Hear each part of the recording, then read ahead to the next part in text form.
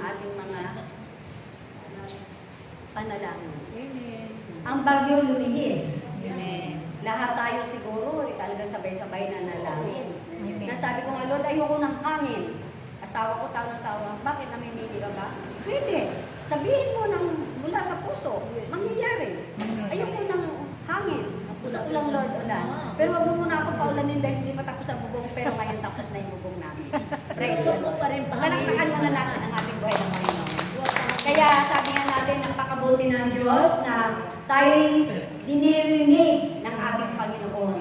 Na kung ang gera hanggang sa ngayon ay hindi pa natatapos, kung hindi pa ako answers prayer, ang ibig sabihin nun, patuloy pa rin tayong magdasal at manalangin sa ating buhay na Panginoon. Jack yun! Gagawa ba ng himala? Amen! Amen! Palakpakan po natin ang ating buhay na Panginoon. Maraming palakpak! Maraming gracia. Maraming palakpak! Maraming God is gracia. good! All All the the time. time. Okay. Walang kanta. Tara, ano? Wala nang kanta, Brother Ben. Okay. Mamaya pa. Sa ngalan ng Ama at ng Anak ng Diyos Espiritu Santo. Amen.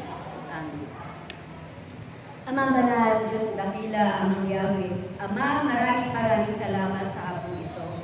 Maraming salamat po, Ama, sa panahon na ipinagkaloob mo sa amin, na hindi ni isang dahon ay hindi nalagas sa lugar namin. Tunay mo po, Ama, na pinakikita mo lamang sa amin, Ama, na ikaw ang aming Diyos na pinaglilingkuran, Diyos na makapangyarihan sa lahat. Kaya, Ama, ako'y nagpupulit ng pasalamat sa iyo sa hapon ito, kasama ko ang aking mga kapatid. Ano man, Ama, aming mga pagkukulang sa iyo, ano man ang aming mga pagkakamali at pagkakasala, patawarin mo na lang kami, Ama. At ngayon, Ama, ako'y hihingi at hihiling sa iyo, na kung hindi pa tapos ang gera, Lord, siguro, Ama, mayroon ka pang ibig ipangyayari sa amin na patuloy kaming manalangin at magdasal.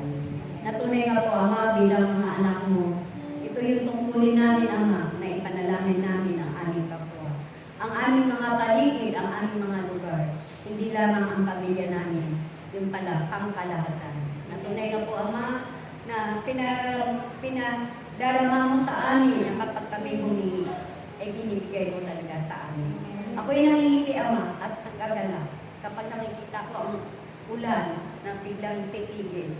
Dahil sabi ko nga, talagang nauutusan kita, Ama. Kaya, Ama, ako'y parang nagyayabang na hindi naman talaga ako yun. Ikaw talaga. Ito'y pinatutuko ko lamang sa buhay ko dahil nangyayari nga sa akin.